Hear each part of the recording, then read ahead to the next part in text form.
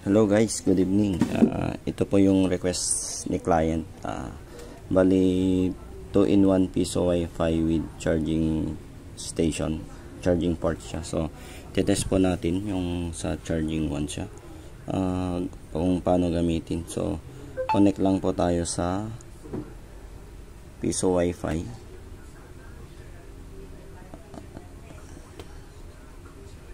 Sa Pisofy or kung ano yung lalagay yung SSID, dun lang po kayo connect. Then lalabas yung portal, so mag-insert coin po tayo. Yan. So testing natin. Piso universal siya. Yan, so i-connect lang po yung charge. Yan. Then kung anong station, charging station 1, select natin, tapos okay.